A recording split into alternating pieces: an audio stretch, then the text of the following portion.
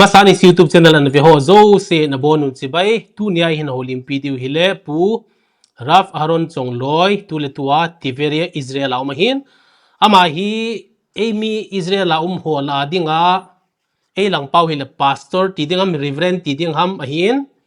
ama ho thu dola le Israel te khang thu dola het gil na sang ta ani hin ama to thil chom chom hung ki ho diu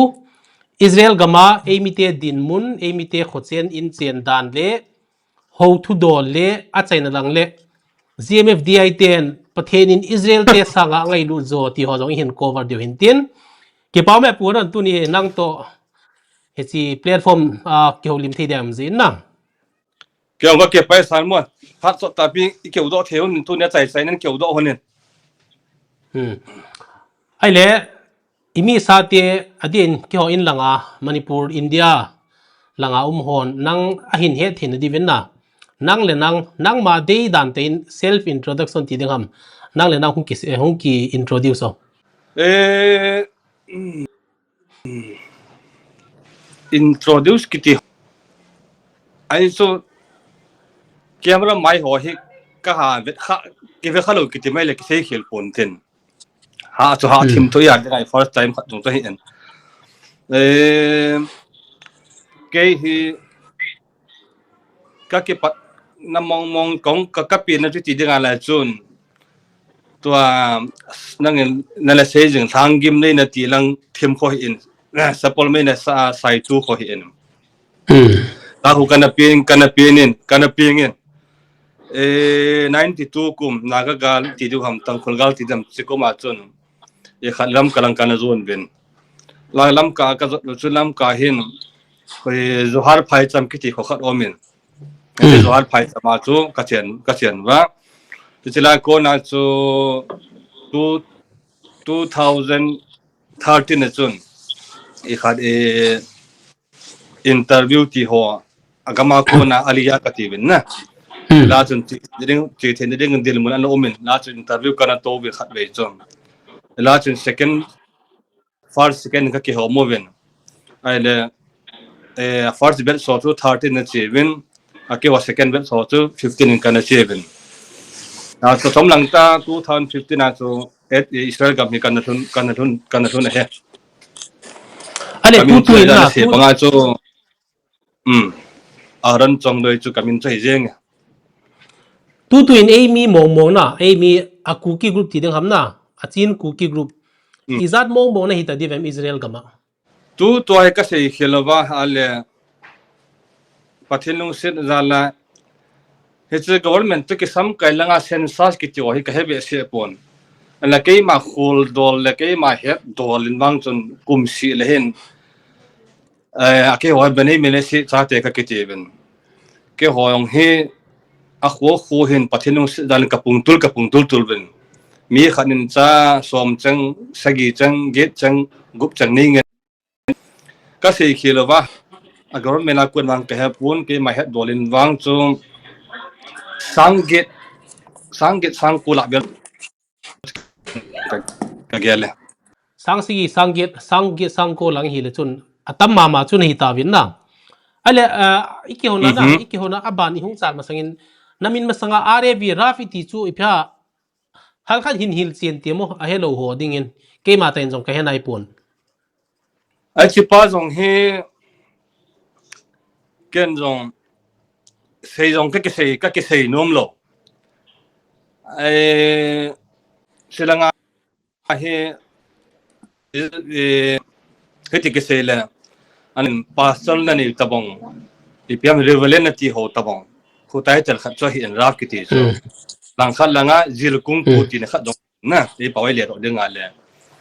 ti zil kung pu cha arab tai tar he ata be monga ake he a government in recognize bola tu na kon nang hi rap hitan ti a chu ap u che hi pon exam ka bola ka mu jong hi pon ai la hitlanga hi no lang context in same metri lang te kana chief minister ke ha point Mizoram ke ha point state gup tabang hin spit sunga lam kai alubo lang alin ho mi gup tabang chun tu na kun hin nangin banai mi se sa te ho na mi na sa te ho so Bible thui han lang ke ban ta na thui lang diplam pang thui rong le nang mai na hil thei tai ti kha chu certificate ap bin na ap bin si akona chu arab ti chu arab title chu ki changa hin aba lang khat lang arab ki ti chu len ta thu pi ta ngai pun ka si bonga chu jilkum pu oza pu ga ti na nga ding hin Bible teacher ti ding hamna ki ho langa sei dile cho ta bang type chu hung ni dan na sei dan chu e chi raf ta ta hin dang nangin na sei chu adang ho chun exam a pi vai ta selection ham a government a ko na he exam bol mong mo umaton am ho to lol hin ting ba ha le a chi le wa le no zo si jong chu lang khala sei dinga a government in chi le wa le na lo le sa lo ti o ta bang sim pi bin na ai ba nga chi ta bang ka se bang chu government a ko na apply ga bol rap ga jil mong ki ti jong chu jong gom be se lo po yong ki te thei lo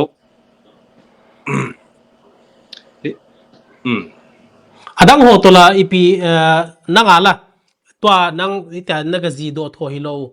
government apana appoint hilo ai wanga chu na injong elang pau hele salary na nei ve ham thalo to bang ke ho hi chilanga ekhat a government a ko na ti ta lawa ke ho he na ho langa pastor ho revenue ti ho don ka ki khel he even ke ho he ka chi le ka wa le na wa pathin tu ka se di wa ha jong na ke hon di se dam ni la cha khol sa ka ki po do wa hi ta pathin tu sia ka chi jong hi ta so ho ka chi na te ho bung ho in ho bung te hon hi chan ga ma ku na khul ji na hunga pathin tu sia hunga ha le tham khat be chu agari thau man be iga pi wa pham ti ho chu a bol le chun khat ani chu om di thau nan na alang pi ki ti chu pathin thu ki ti ke wala thi dan pa ja chom be hin pathin thu ki ti chu aman be ya mi pi hi ding ki ti pa chu kan ka chi pi pe nu he ale na samna ki hoi saudan hi rafte ni ta ki hoi mo ham hilo le nang ma hang gim nei style na ki hoi den na lai ham chi hi ke man ka ri dan ta ka hoi helo ke wa hin e pi ham committee ho wa ko na kumjagit kumjako kumjasagi kumjagup ti hola vela ko na mimin thang tam ta pathena ko na na anaki pe do mo hon ama hon athil mu dung zoiwa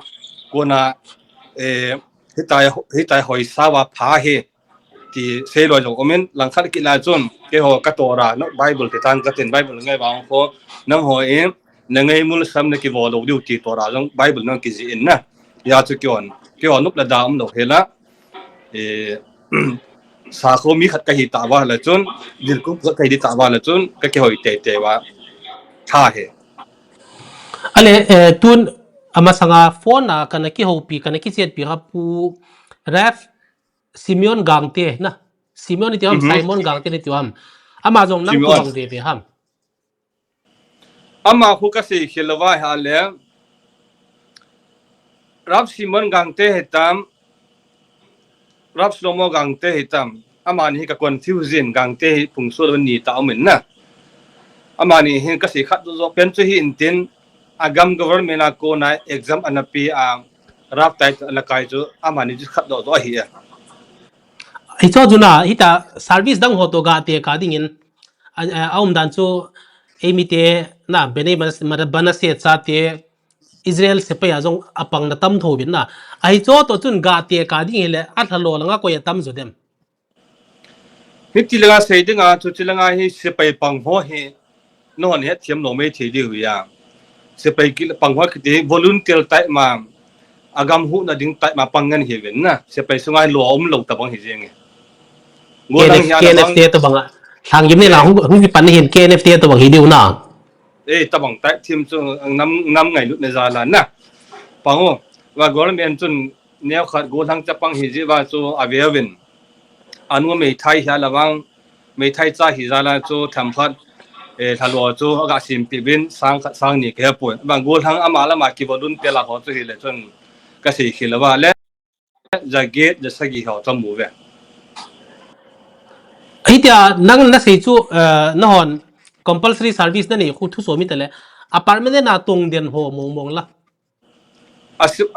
ase pelam pa na sidan ha mai lo ha le kati kum 18 years na hung hi tiang ule na Israel ti 18 years hung hi tiang le compulsory military service abol jiwa kum thum serve abol wa hung kinung le wa na to ti umin tin ale mizo si chu kinung le lo ding hin na apartment na sepai than lo mo apartment na tong den ho zo mo din hi cho ben lo nei lo diu ham apang dan mong ho bang chu ne hi le amon ka kanang nu ji pa khat dong min na apang dan mong ma bang chu de le chun pathinung set zala company ho na to sanga chu phachum zo alo cha hoye ai chu ka ti ta apartment ho to na apartment ho to ra ho hoi chi ko ya sang zo dem Hiti araf nan titi nga hale government ki sam kailanga araf ho he amo hin wang chu alo lo sa ga nei ti thu bo hiya asang amu che de lo pe so acha iti dong le na tong to se pa ya pang to chun ki hete te ale tu hin na hi ta na ho la hi head nom thu ja kan do hin na hi ra fa na tong tai na ale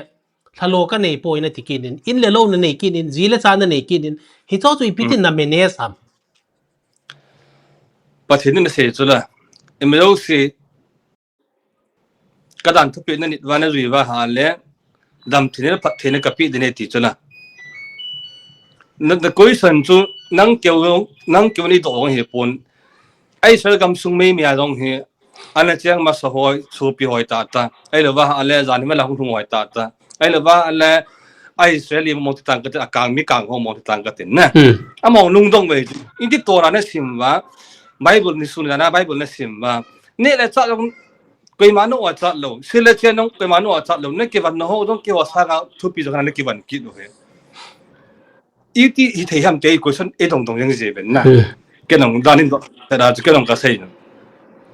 và thế nên à sấy ngay thế sấy à sấy nít thế ít tin mà dòng lệ kỳ lạ chỉ sa đầu tiếng à dùng số đầu hiền lệ cái gì hết amen ya cho phát hiện ông sẽ ra là à Torah to à Bible thua cái gì gì vậy đó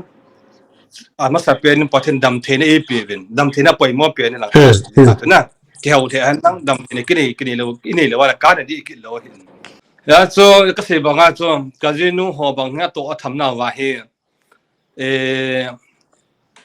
alam kai ho lung set ung chang kit wen tin ya cho sai zat na nei ta na jin pina to am te do ting wa ha le ka jin to ra simin cha sagi ka nein ti wa sei ting to sim sei ting wa la hem cha au alam kai ho long chun thama khat ki thu pine an hab be pi ji wa na a tiang le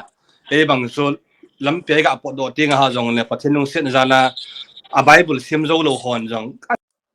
nang bible ka sim zo pone wano tamang kamu ting wala ave lung se ten chi ka so ma khat hi nang in kilai ne ti ap jong om ji ya ji cho them thema ju pathi lung se na ki to da la koi ma ki yang lo ai pa ti ju ga se na som lang ta hitana se long ki clear jep ta chula ai gel da nazi na cha te ni ma cha to lo din nang tora simbo bo da na ki gel hin na khadi na ko le chun okay family chu phata ki manage di ma hin na ai le tu hin Israel gama na ho loi ki tila raf te hin na ita hong ki mozin put tale ama hi raf he ti hi ipiti ki het ham na ki bon dan wa ki he ziang ham ai lo le a ki het di assign mong na ki na hin commander na dress da no lo na bag po ti dang ipia a het hen the na ding ti bang chu thu do hai ta kha da hin na ai wanga koi man he khan the lo de koi chu Arabi pau ga hiya koi chu Arab ham ti chu koi man tu tra het khan the lo a het na lo wan na po lo mele no po lo khamul saw no po lo kabieng mul ko hi saw no po lo จะพาจูเลหโนมาหาเลน้องขาบังอาจำเตะกันนะจูไอ้นั่นเชียไอ้นั่นเชียไอ้พี่ฮัมอาสาที่เกิดว่ากิตาหัวเนเวก็เห็นป่วยไอ้ละว่าเนี่ยอามาพาจูน่าโฮลิมปีมตีแล้ววังจูลำเปียกอากิมูตัวมาเฮราฟเฮอาราปที่วังได้เห็นวังจูอมเทป่วยอาชากันโดด้านจูเกี่ยวกับพาสตอร์หัวจูเฮ็ดเฮโร่ไอ้บางจุนั่นแคทอลิกเตะฟาเดอร์เตะจูห้อยไหลเจ้าหน้าปูนตัวปูนกังน่าสิลูกคู่ที่จะเป็นอะไรเฮ็ดเจงอะไรตัวนั่นเห็นเสียข้าจะราฟเลรับบีที่อยู่รับายที่อยู่ห้ามรับายฮักกี้เฮ็ดไหนพี่ฮะค่ะก็เสียเขลว่าฮาเลบาเบลลาโคนาบาเบลกามาโคนาหุ่นเก็บปันหัวจูระบีตากิโกวาไตตร์กิโกวานะอิสราเอลกามาพิงกันหัวอิสราเอลกามาตัวรัสโคลนี่หัวจูเสียวเฮราฟตากิโกอะไรน้องหินตัวคริสเตียนแคทอลิกหลังฮอนแคทอลิกลาอัลเลียนเป็นป๊อปนะเวติกันซิตี้เอาป๊อปอากินไอ้บังอ่ะน้องอิสราเอลส่งตัวรัสซิมราฟระบีหัวนะน้องอปีปูติดึงhamอาลูโบปีเป็นนั่นนี่เท่าไหร่เฮ้ยสู้อีกบุญหลังกันเสียตร์กิโลมาอาขัวฮิเลนะอาขัวที่เลี้ยงที่เสียดำสเตทน่าฮิกันเองจ้ะกันเองว่าสเตทน่ากันเองว่าอาจุงจอน่าสเตทเราเสียหัวจุงอ่ะกันเองกี่ให้จูพาร์มินันham มหาเฮพาร์ลิเมนต์เฮโลอีกคดีเล็กสันตัดกีบอลคิดจียานะกุมลีโซฮัมกุมงาโซฮัมเล็กกีบอลคิดจียามีไอ้ไทเทลิปีเห็นที่มาจูราฟมาทูชีฟราฟคิดที่ด้านนู้นเหรอฮัมมาจูชีฟราบีคิดว่าชีฟราบีจูหลังขัดลาจาสเตทเราสิจุงอาไวโฮมอันนี้เป็นพาร์ทชีฟราบีคิดจียงนะเฮ้ยแต่ชีฟราบีมาที่เรื่องจูไอ้แต่สเตทน่ะไวโฮมพาอันนี้เป็นป้าของจูกับชีฟราบีพากัติคิดจียงวันนะเฮ้ยเท่ดึงอาจูไอ้เลยตู้เห็นมีเตียตั้มตันนั่นเสียตาเวน่ะเป็นไอ้มันเสียซาเตียฮีที่เห็นนี่เตียนตาสันนาโตนะ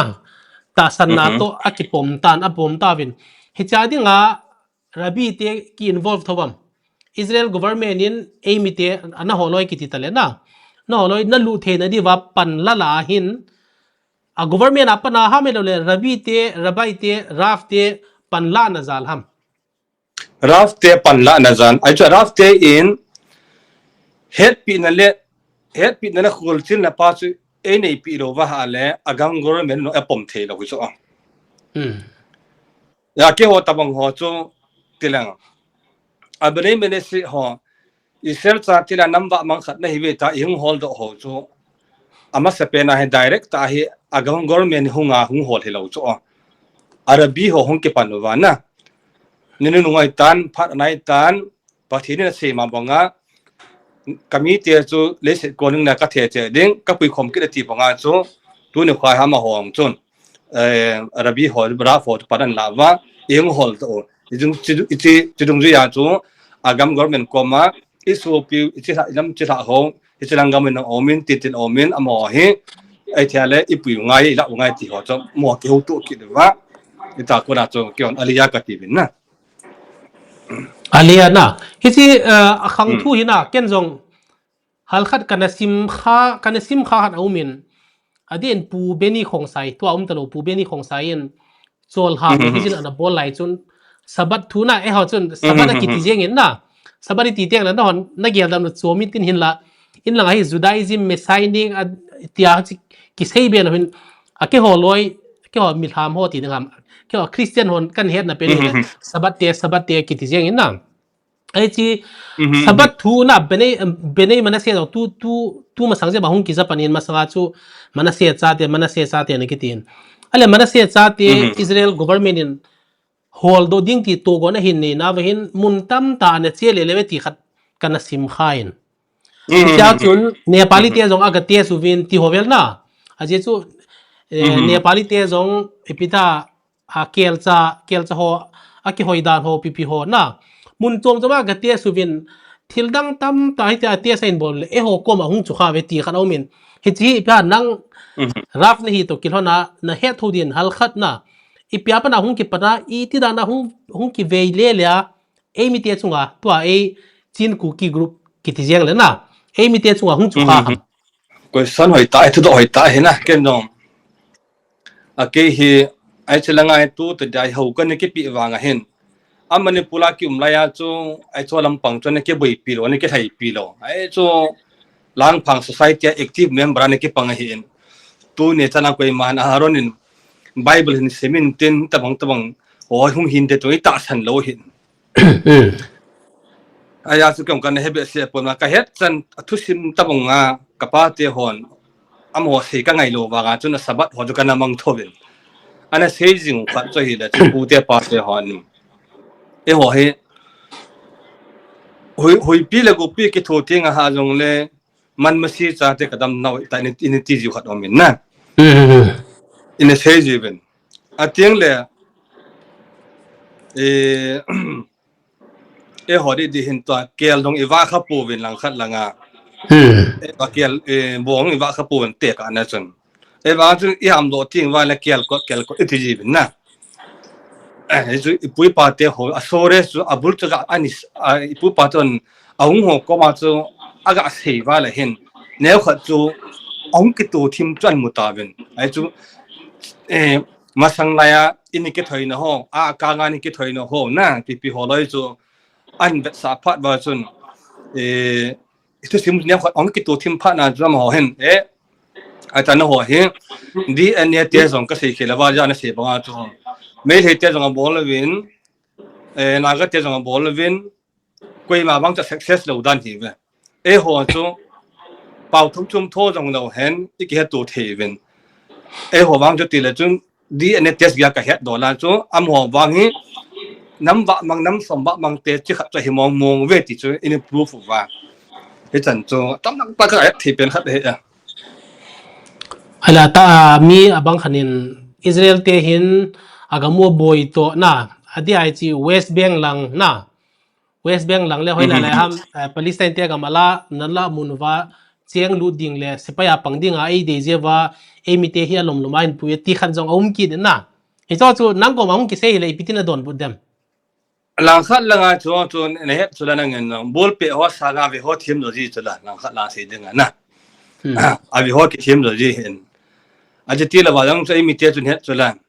tui ki bu ko nai lo hoila sa ban ki nu te hi jang je ben ama sa de pai ma sa ji po ben e ho ta bang hi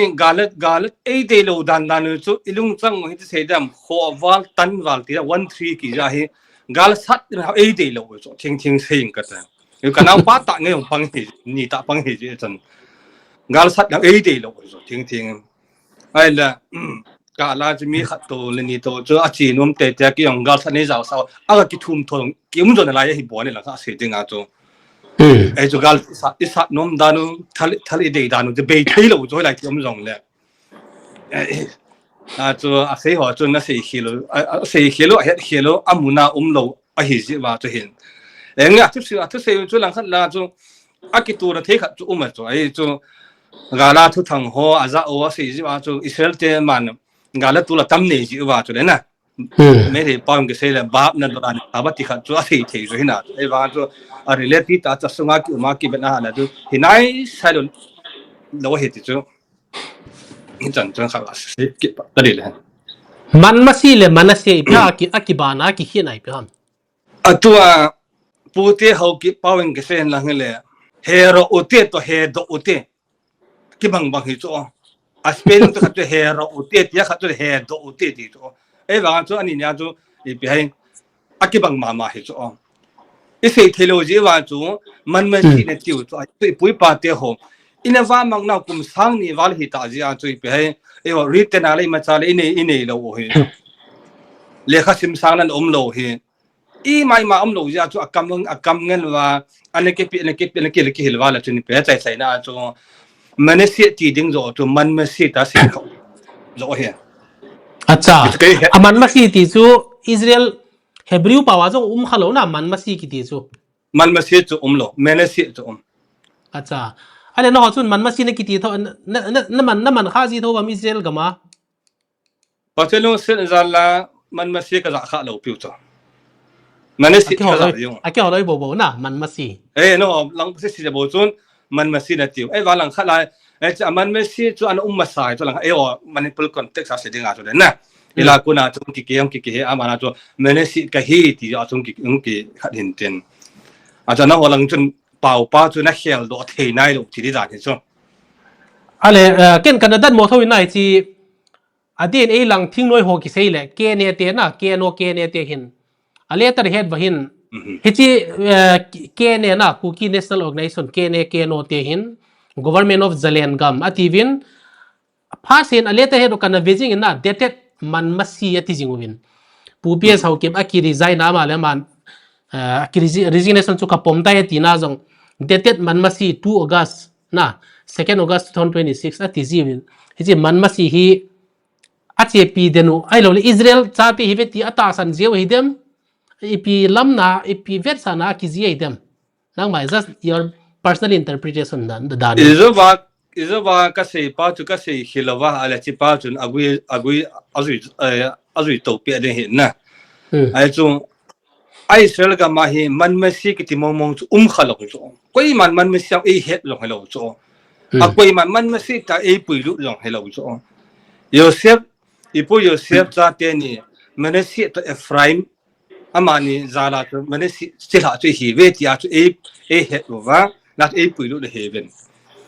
ya chu langa chu man masi chu ta cha za na lai wa la chu ne nge ga sei khelo la pu pi zong chun e ho man masi cha te he Israel sun chi sa hi ve ti chu ka sei khelo wa le kenon kan he khain kan sim lo khan a chu ka sei banga chu he chi pa man manasi ti ding pa chu a het talowen man masi ti pa ota na mel chi ta ji a chu chi pa chu fight a ball go din man masi mina wang chu itabang fight ball nong le kuma sang fight ball nong le aminong bible khalo hui ja chu success lo de ti chu ke do la ka se ngam he ale pu Joseph ti jeng tin bible a Joseph in cha ni ni a cha te la hin manase le Ephraim chu hita na a cha te hi kilo te di hin ai le tu hin Israel gaman tan Israel gama manase cha te ki ti ai mi te hobo hi diu chu na chin ku ki mizo group na ai la Ephraim chil ha te amelu itu bang hi ham ei to ki bang ham ai lo le chi na aziu Israel mi ta te kitile ana masaho na ai ta apangal mel ho to bang ho ko ama ho to kilo vam e ho to kilo zo vam he chi he na to do the ta khat mo he he chi tu chan ngia he Israel ga ma he koi man ipu Jacob cha te la ke ho Reuben te ke ho Gad te ke ho Issachar te ke ho Levi te na ke ho Naphtali te ti koi ma aki he dang chiang lo pi so acha e ho bo se mene si cha te sun chi ka hi ve ya e ke pu lu the ben ten ya chu tu a lim la mial pa to hi la chun ke on le khabu ka ne be nana sim kha English along umai the ke pon ke on Talmud ka teng gamara ka ti na Talmud gamara misna ka ti om na Talmud ho vela ho sim te ala chun mim ke ti hin ne la cha ane la don pa hin alim la mel avo pa asu lam dang he ti so te ho he iwa mang na swat wal ta ne do ne ma ne o hi long manipur to e wan u kyang ne ti la mai hon u kyang ne dim set thalam lam ka so lo pe ya boran kiska se khilawa le pulgama ka thu dan ta manipur ka ma lam tai tu chala gan hing ya chu ine ri don pa ho hin aku ma so ta ya chu ilim la mel pa bona an khel lam dang ai tai ti chu ken kasim lo dung zui la ka dung ja ko nan chan chu ga se he ai le Israel cha te manase cha te ei pomu hile a ke holoi bolai pom lo ham a judai ma lut khel ngai ham acha Israel cha te manase cha te awamang te chu a ki hie ta ki confirm hi ta ile ibola selective ta hi na ki puilu no ham Ase cho alo thei lo he aji isinam ta le e ho he iwa mang nau swat ta to kum som tum som li ga he lo cho kum sang ni ho in pi adin la ani na asu kiwa mang ta cho ho he ai le nam dang te ho to ki chiang khom ta ne lo ne ma ki na khom gam ta na lim la mel chom gam ta he e chi ya cho nam wa mang hi na de wa cho amene si mene si chu ipom lo wa ki khai lo wa la chon amon nam wa mang bo hol go de chula awa mang lo cho ho ite hol dio lang khala se de long amene si su na chi ha cho hol cho to hi lang kha se de nga cho nam ho chune hi ve ti wa proof ta wa la chon a chu manang party khat nga si man si de nga tia le ka na lo de cho na cho amene mene si pa su ipom so ke wa ha le pathelung se la itina ma jong le agama hin kidung le ki deu hi atiang le he deu khala ka be sa khat so thelo si hin ahung kon do na abula nei hi kate na to ame hi te jong i se bang wa cho manipula kha pu pau ta ping dan hi lo so thelo sin a foundation nei ta bong dung ri ya cho amon barma ko na hung ki tol ri du ham ki hello bangladesh sam ki hello me the anaga te ti hong hulai ka ma ku na num ki hello chu ke man amon ka thiang nan ka gam mi ti jong le amane put phat masala ya cho akeu chang an hi cha hom keu na hi cho is bia kan senom ta la chon e ho jong thilo sin abula ni so ke banga e ho jong hi ka ga isa male pui pa te hoan japan gala ti ati ji ben japan gala na sat lai wa atho simbo se ji ben ai le mi na japan leng pa ti tai ti ben vai hom pain gamna devam pina devam tia ale agam pa ki than talawa thi nang ta pon sanati ben thi nang ta pon sanal han theiwa hala chon ipui paton le kha ji tho am lo wa ni khat te le ka gam ba ki dung le du he ti ne khat da nang kala isiken ai la tam som so gam la go cho na la po han lang he le tu na lung mung na thamung ta jung ba thir e hol do da in sol ho tong i keu thelo do i chong ichen nào iwa mong nào gam ba chu mi thau num dan di he ai pathin pu chan nga gam la go pi lo jong la kha se dinga i pe ami ti a chom khom num mong tai ta kin kala e ke mai ka ta kala e o ke se ke don ale nang ma lunggel dar khan him dong leng tu masang manipura May 2023 na 3 May 2023 a sente to kong ki gal kong ki do lai ta win na ho jong chu i chan ham phanin na boy win na Israel ta te ka he ti jong le chun na dal ha te ko na mi na saw ne thi san ngen akihin ai le hita geopolitics ai hin vetna hi le manipura e sante to ki boyin na Burma gama junta te to ki boyin abana Hamas ken kyon Hamas ka te not Hamas na i khat ki pya aka ki hu ding na abu si ve to ben Hamas na ti ben Hamas te te ka hin bolna zo emi te chen na sidirot area na hikit na 1 2 3 ya 1 2 3 ya sandwich ki bol to mai tai ki mebet to main ka gelin na kema tilmu da ne na manipura e sante to ki boy Burma gama junta te to PDF a ki zawja ki boy na Bangladesh a chin kuki chin group ki te boy ki no Israel a jong boy naung ki panna sidrot area e mi che tam na hikit e chi pya ipilang to kizoi command study na ne bam non ke hon chilam pangawang chu asidero ta chun kai ma de ga wang chu dai kanei povin kanei poiting ka tin na ai chu sidero lang sa hoi la chun lang khala se de nga ai che ahung bulu ho de nga chu akot biung ti de ta na kot kom na na nom na wa ti lang zo lo se ja chu hung lu khau hin tin ka ge len nga kai mat ding na ti chu nge nga let tul i hau ini i chen na gam zo siramin e la pi gu nai vet na ha la chum thi san khat nam ba mang khat i vet ti khat ki lang lo ha san mon ai chu na hon i pi ham khat thil hlung ding khat om zia hi to bang i chen namun zo se wai to bang boy he ti khat raf na hin do to ki hona na thil hi bible keu se lo ba geopolitics zong na study zilo ham thil thung ho chum ho na hi tawang thil longin hi tawang thil longin Torah hi tina sein Bible hi tina umin pathian thui tina sein ti ho khat be akikai mat na thei lo ha ka ti he a Bible ta apolo ka se bang chun apologetics lam pang mong ke zero ka hi jeng ai chu kan ya ke pa na kalung lut lo ka het the chi jong hello ira ka se tan a Bible thu jong chu koi man Bible hi simin te tai ta san jong hello ka ki ge la ha le pa kharin cha ni ding a cha te pathena ki pe do khat cham no chu ka ge la ka pu na ja chu ja chu Bible chu kan sim hen na kan jil he kan che pi hetan nga cha Bible to ki tu a chu ne kan se ka se thi khat sun chu min choi ding a ha le chun ni nung teng le kami te chu a chen nau gam ma them ga hona se ben a chen nau gam jo si a ku na lung mung na thamu nga ka tha lo ding a chen nau gam ho jo si in ai no do tho du na lai ti na lai he so them ga ho le khwai na le ti chu ka kai sa ma le ti chen nau gam kho Manipur ti chen e ka khol din nau mi kom pa wa ga siang ta mi khol din nau gam khan ka ge len ya chu pathin to he ka sa hum kinung le ta ven tun phat le ni kho anai ta e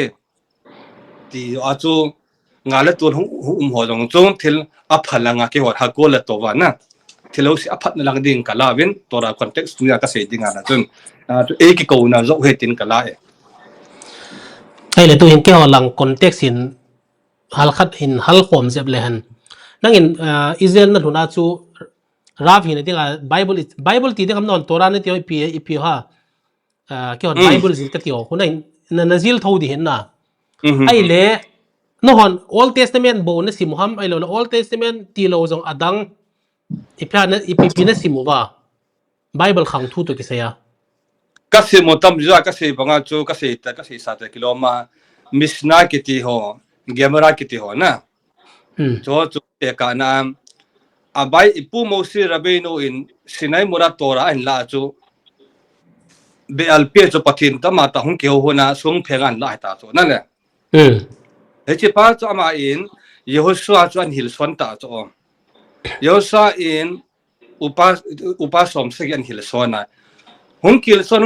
na chai na chu tamon ta se ta ri lang ta chu aba na chai na chu ji thori te na hum ta chu kyon written Torah to oral Torah ka nei khom ve chu Torah Bible chang ka tu ka simuwa ka nok dana ka lia thelo ka zan mang to ka su to thelo he ka khol din tong ka te ka thelo he ai chu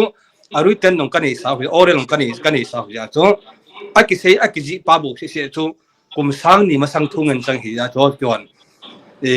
hitai ka ke ma cha khe yeng wa cho chu ka sim ka zil thau I cho nan se tinga le no la nga na pastor ok tang ka tin ngai ma hen lang siul ho ni ting wa ala kalung don di ta kha khom pathe Bible chang kha pho do di gam tin a se ju a khol chin ho po ai lo wa hale pe hem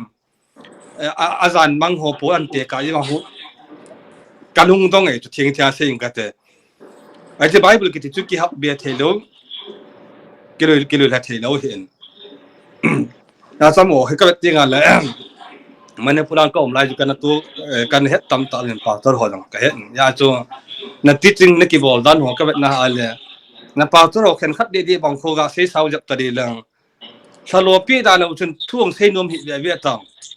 sing ka de thalo na pi de sa la nga pi bo na pi wa la bo thu se thanom de a phat chang cha hung thung de ke ho chu pathen nong sit ga la pathen thu ki ti chu free a adang cha do si don sa de hil thing chi ka tu pen ha ve so hoi lai kho hi ta ko lai pi ta dam mo ta pi ta sum ka la ngai lo sumai ki pelo awa ma hon wang na hung na in hi chan phat nan suru nin tham khat be hin na jina cha te dingai la wa le na ga re thau man be te pi wa la chun ki pa thil ta kala ka kila yeng me na min thil pha bol chu la da ki koi ki thilo hinตัวนี้เขาเคยมาวัดน่าก็เสียผลนะสารมุนมาที่หัวเกี่ยวแล้วก็กิจจริงด้านตัวแล้วก็ป้าจะเก็บบังจับปืนกติในเห็นตินจริงเลยครับยังก็ขัดกับเด็กกินกตินอดีต kêu là ngay apa khát tu raf hi ta ha le acha chung raf hi te te ne nga ania wa ki pa na tora school ka kai sa ucho ka kai sa ba sumna pai zat dut de jong le ka sian to ai chu tora thu chu i naw de thi naw hi ka ti jong kyon ka pan chat naw ai chu nang wala nga chu hi kina ha le pastor pan kul pina no no ke se ding acha te IAS IRS ke poi PhD ke poi na adang da sim sa de chu ala bible tu ba thu piyama apan kul pina chil put wa thu se ala thu pita gil ta he ye tia ala acha te ho ta hil nom lo ham asol nom lo ham big question na ai le tu in lang in bible lang zong detail ten na simin in jona se misna gebra tio pipio tora tio na in simovin ai le tu hin tu lai ta kagamu lam ka khopi a hin tui buang area es khomun nom kiti khanamin es song hi siol hi sanga butam ka tizin es khomun nom a hin nu na evangelist kiti ding la katinom tapon athu seidan ka ngai le evangelist zo katin evangelist chin kholot na ama lam kai da noyin ni ita thu phon na khat om jing kein ale tu ma sanga la hung kit hung ko viral kha jong na za kha me thewin pathen in Israel te sanga angai lu zo ti hobel na pathen to mai ga ki homa sa pen te ti hobel hi ipingai dan na niam pathen in na ho chu benei mana se cha te ne ki tivin Israel ga man lung ta vin a ki hoi la ya tui buang area ami jong tam be lo hi cho chut pathen Israel te sanga e ngai lu zo ti vela a se hi ipiti na rek no mam ipiti ipilungel na niam rafi na dolin nu chin khulam chu Israel ga bon alak ma je ngen na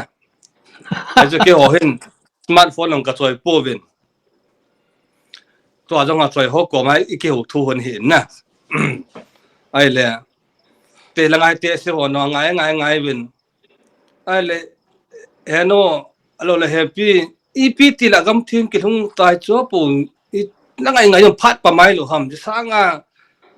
sidero na rablin ta emi ini wa rab david long dim oma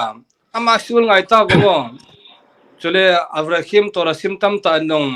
siul ni tam ta ma so ngai ji ta bo itile da no chi ni kolam se chu te ngai jeng ham aki doi lo de ya pha chum no ding te ke nong kana sein sarmon kanai tinga le ka hil na kanai ji ben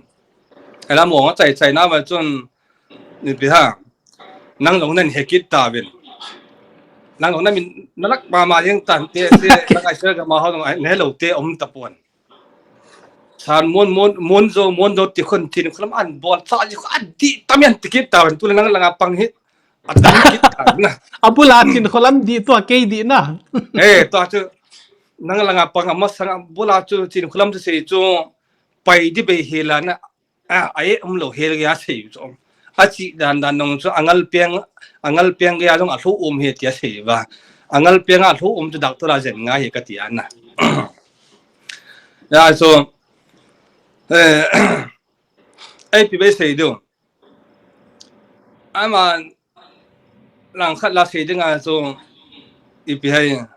thil khat chu bol ta ngai ti le chun inok chu bol the hin ala Christian che nahi ben a Christian sungong tulang kha se ding an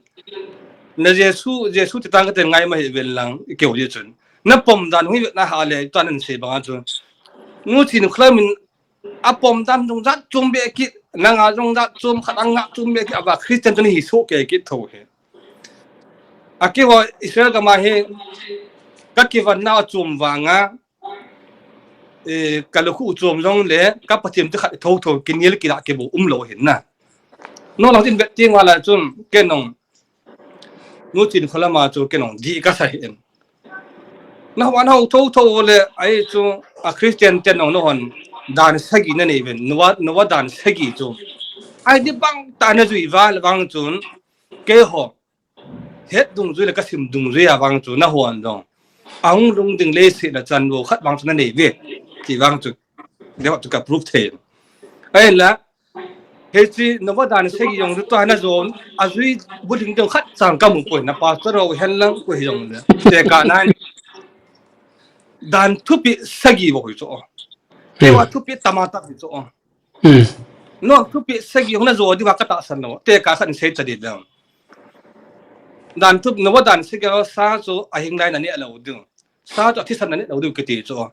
na ho na sagil zap na ti ha vo gil zap na ti ham ui te gil zap na ti ham a thi a zaw lo wa na ni tui kit lo he na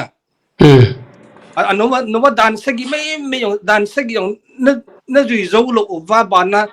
tam ta na ki hap be te kana Mother's Day Father's Day na ti lo cho na khat wa khon New Testament khat ta ki lo pi cho lo cho New Testament ki se yong ko na rui bo ling po bin ya cho no chen khulam chun ama thi jan pa chwa ka dei lo di sam ti la chun ipe apathin chun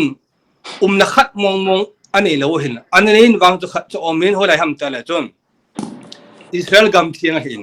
Israel gam thiang la long chu masang la ya leng slomo leng David anatun do ho in pi temple chana temple sunga chu pathin chama la ya chu ama an khosa hin ho in pi asit jawa ko na chu ama ta lo ta lo hin ai la ami pin la mi khoto na wang chu avantil ho to ai thim pu ho sei zui ho le ko ma wang chu na lai in pathian ma ta wang chu alung gel ngap chu ta po sei no men ateng le anu thin khulama chu le chun ai lai mu nai pathian na ho du tin pathian chu omnipotent omnipresent hi ka to lam na ki ho thei ka te hi long ki ho thei ho la be be pathian chu ai lamun thiang ti di wa la chun Israel gam kalamun thiang pathian a sen do gam ta lo hi ya chung ale Israel cha te sang alung set do ti la ni jana se chu la kan ngai khai kan nu phone nge la hi hi chot bang pia hoi ki hamun wa mi pi ti ngol ri wa la wang chu ko la jong hi do pi chu ko cho ko la nong ka gel pon a music simple nong khong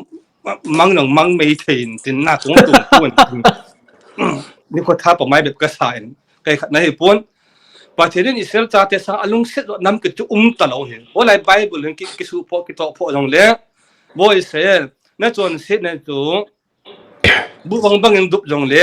em thi san bang dup jong le bu bang ma ka sop ngem da ti chu na aba na them ngau dai pi se be ke am ti le chu bo Israel na se di ke ngai tu lang ka heng nam hin jun ki tan ti ke chu pathian ma Israel da pi na ha le ke ma yen na chen na wa mang nau ga ma ku na ke ma ta kha ke pa na mu van lai te in ano ti a tho wanga ke man kami te ka tho di he te chu a them gau ten Israel thingo na se pa kho ve ta di le han ta ma sang la te len na lo chu na hi ro mu van lai ti tu lai len na pa mu van lai ta chu them gau si pa hui khung ta chu ami te betang le ko ning ya ko na France ko na Germany ko na mutila ko ami te len na ki tol ta he na e chu cô in này là quỷ bơ bồ lắm lắm cả tí cả là cô in này là tổ chức điều gì cái mà một ván này anh ông tiệt họ các hộ đến này rồi với Israel nó chọn sẽ điều gì các ngày đâm lên tịt ta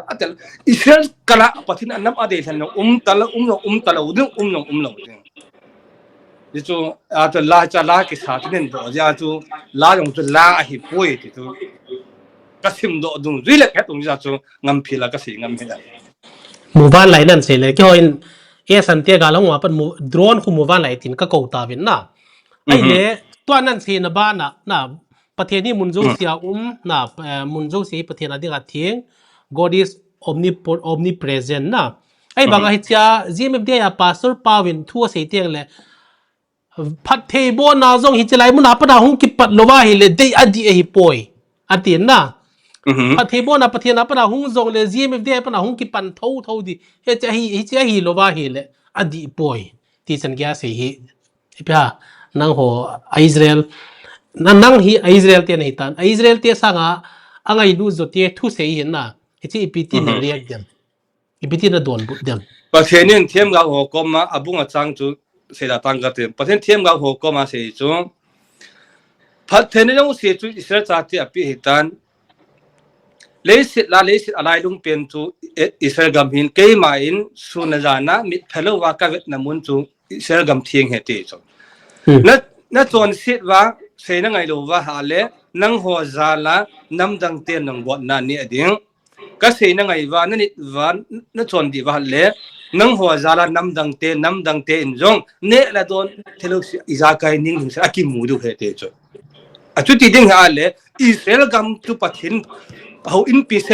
iza si ba se hen nang tim ta nong le a chu se them ma ko ba ana se pa chu pathin a goi run sa ne pa chu a koi num te mang the ta long ti na hi cho ale a thang pi in hi ta bible ai hin vet tiang le Michael Van Til Gabriel Van Til ti hoi New Testament lang sa in Old Testament lang atam zu thimin atam zoin na ai la hung ti la danu na Michael Van Til le Gabriel Van Til Seraphim te iti teu hi nang ma het dolin nang no ho pom dolin am ho hi ipiti hung kila azivam ale chilai mu na mi khat abu phi to banga uma asunga pa na hung ki phong hi na pom theivam Israel ten abu thina ti chu ai chi keu chui ha ke ho hen hi chelanga mi khat bang chu thi sei da ham ai wang kara fo hen amu dan pau hi akibang pu na ai chu tun te ka nam botor khat bang hi idin ve khom long la hen nang la ka ki ji pa ken nang bu na mu de hen na ke la ki ji pa ke bu ka mu den ai wanga chu ikinil no hun pa chu botor khat abu ikinil hun hi hen achunga ve pan asina pa mu de hen na to apa to amu de hen la ikinil na to botol khat chui tho de hen tilanga he kara fo atam zo hen hitta wanga thi buk ke ti thaga buk ti lut ke to he tu khangin om ta he te zo ma sang lai kum sang la zanga kum sang ni ki ho lang ve la chu an om nai na tu la ha om ho he adam mo ji ham ai la wa le ithem khana thil ani hil ji ham ithem khana he tam don ra tam ta na ai chun a sei na ke o mang chun ai le ara bon atam don a sei dong ri wa chun chun ka pom ben itina ma jong le van ti ki ti chu mi sunga ai ta akhanga ai ti jong le lut lo de awan til ke hola ka sta ka se bara pan se banga chu mi him sunga koi ma lut thei poi te chu tu khang hen ta poi te cho masara tu tila chun ai thinan tu khang ma ta poi te cho ai wa ta ya na chi chu nu thin kholamin am holoin kanu phone kana ve khain khat ai zon do de ta gam tin se ke uri piti Gabriel van til ke ti mi khal van til ke ti o cho adi dia ke ho de nga se ngam jong he pon aji chu van til min ke ti hi ki chep na de he pon inok ma pat dong pat ngam dong a he pon na apathin sol cha gim nei ta nei ho min thiang tho ta na lai mo he nam ma ki sep na pathin azhit langa to de nga a hen do hoban ti ho chu i ti le mi hem oi sung khat na chu hung lu na gam tin hong sei lo di so ang lu de nga ta hia jong le alu tin ta ka ti ba bang lu thel no the po ya sikui the po ya ai thel ai bo ya amo mo atwa hita akidem ti ding ham hito bang thil dia hi poi ta ki sei teng le ake ho loi di lo dan athil bo lo di lo kisa dan na aki sei teng len lagau tai tom ni ven na thi wa di oi tai lagau in chunga ahin na hin to de ti chan again mi sei ven abanin hi thupon an ahin nei te wala ke gel danin na ke ma personal ta ka mu danin anom no ba ki sei ven tu ma sang je in jong pu ps nge jong na sei na pakai je su amata o su pakai je su o su amata nge hong ki pho nge ati ven na abanin adang khan hui pham ti le tu latest zep na lai thima hin mi theng pol solcha pol jong ahung kum soya ti ven hi cho hi ipya di thei dam di thailo adi thailo da ji chu thiam ngau le khado se da se so ke tan na ni nung nang bo na se so ke he tan ke hon tu ka nga le ka nga hui pham ti le chon ke hon mesia ka ti na mesia ka ti na non mesia na ti do mesia ke poi na ke bang jesu pakai jesu kami nga pau ka mesia ka nga ven ala tu ke israel ga ma jong he te sei de ham adon tieng le kham ji em ke poi ke mesia ke ta thu se jok ma cho cái mà số trả cho cái chắc sẽ mà cho Israel nghe giống na ai sẽ nghe nó hết cho mà lại Israel gam thiên sung aban ta bằng cho thiên nào lại là cho xây lo và mang cho gam pa mà cho tầm địa sa cho ya cho nên ông tiền là cái mi thi cái thấu thì không nói đi sao muốn mi thi cái thấu thì không nói nên cái bác cái không nói đi cho ta cho nó chỉ là mà bảo cho giá khát là 30% buồn lại cho bạn không biết là mà không kịp sai tiền bạn không biết kiếm nên sẽ không kịp lại đi cho tuổi na cái hình số căn đồ này chỉ nu chỉ khó lót na à chứ chú lót LR đi lót bắt hiện tụi mà lấy mà kí cái này ta chứ chỉ khó lót cần tí hình na ama thil bol dan ho in vel mi hem hi tun nang hi raf nei tan raf pa hi to bang hin ko mangam na ale iki ho til chu nangin smartphone jeng jong ka choi point ti phone jeng jong ka choi ngai point ti na ai le to nu chin kholot na evil chin kholot pian khu atu sei na hu viral ke ko ma hung ki thot khain na na ver kha di ha tu ma sang je ma ken episode ka hin bol pen chu na ka YouTube channel 10 months ahlin na to kilo na ka hin bona chun halkhat ka hin play je min athil se thu se ho hi sepai gama nom la ya ama hi azipa chu sepai rank constable rank an hin nita officer quarter kan umu hita sepai te kan atunga kan man cha ti hovel chan a thelo impossible la jong achung nung pen ka tizin na hi cho chan gya se anom no ba ki se to hi evangelist na son newin GMFDI te adem le kaw si khada ki phone sa ba son new min chung pot do na pastor dem la ti hovel GMFDI dem chu kaw si a ki phung hi jeng ke a jong hi waiting list a me the na ke jong ni khani la kaw se kanung ki phung tin koi honei ham te la mon zo ka he hung ki ti ri chu halo thelo hangum de hita hi thil a bol hin na di ki salo ai le hi cho hi na sei dan ta in thêm gạo hồ Israel gam ye nghe giống cái hi Messiah cái hi na anung duy sei duy cái hi ti chan au mai hi cho au lo the lo hin ai lấy cho hi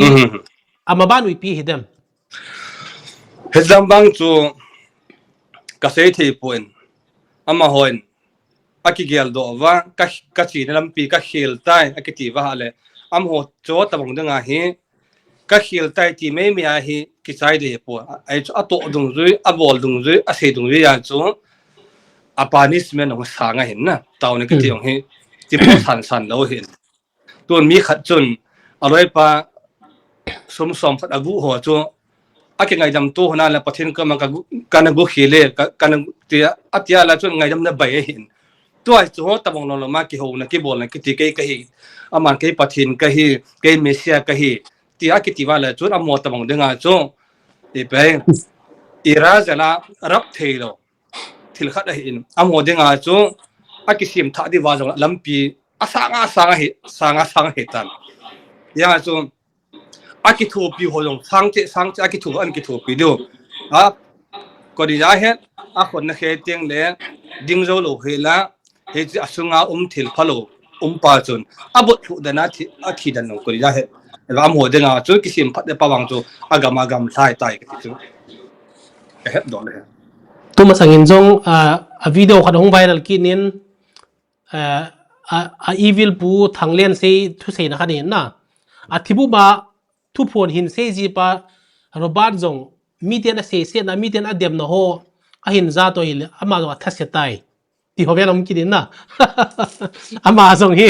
min ha dem wal wala min ha se set wal wala aning ki hel do tam chim do da ni tele kilomin amo mongai tia bible la example la tie ka ding na nang in na het na sang din bible la vantil gabriel le michael in tu phone ane na ahung kila na example khat hin sen lang hi mi hem sunga lu theilo lu ngai lo hi dan approve na khat hin se timo approve ai dan tiong chu masanga he them gao ho khang je nga jong he them gao hoin gao amu ding ting wa ha le nga imu du ki chol du na hila ko na chu pathinin hit tabangin hit van til tin tabang ahongin eng ho pi in tin ahong se ti chu ahong kha do ting la ama pa hi ai mu ham ai malo ham ama nong ki het lo hit thu pa ai se ya a bible ke ji to akitu kha ha le ama se chu ki pom na la hi chu akit bible ki takitu kha ki lo ha le tam ho tu thiam gau thiam ki tia so nga se li an ki de chu ala tu a choi le nan do dan choi ya le chun pa thinin a se ding zo se agun ding zo si ho chu angan si van til ho ta van tila ko na chu I pe hai van tila to du uma ane thiam gau ho pi ki ta chu na thiam gau bo na ngan si ta chu thiam gau I pa a chai ma la khi cha na ngan si ta chu a bo na ti ni ko dang thong ta bo na si ta chu ai le tu a ji pi a chom da ulta pharta a chu ka sita a bible te ki tu lo wa thum se ki ti chu pathina ko na mi se jong ka hita lo van til ha ko nang ka sia van til no ka pha de dung lam pi jong ka sa pon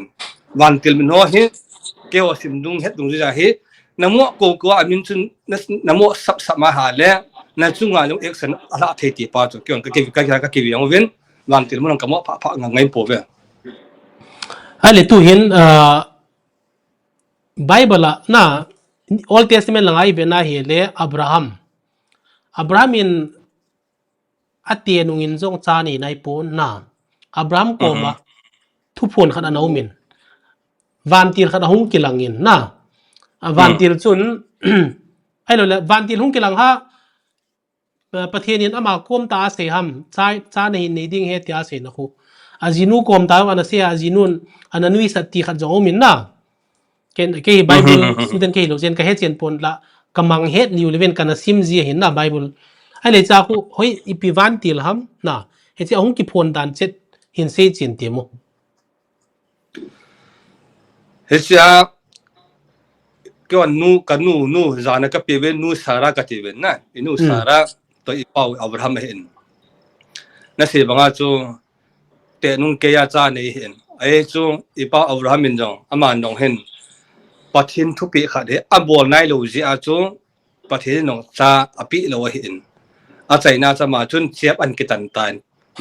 bible ki ji in abraham sung chu la in nang ma in na chep chu nang man ki hoi tanin ta thuan pe tan la ko na chu abraham abin nong a chep a ki tan tha ko na chu cha ni jira chu van til thun hong ki mo pen jira hong chu pathin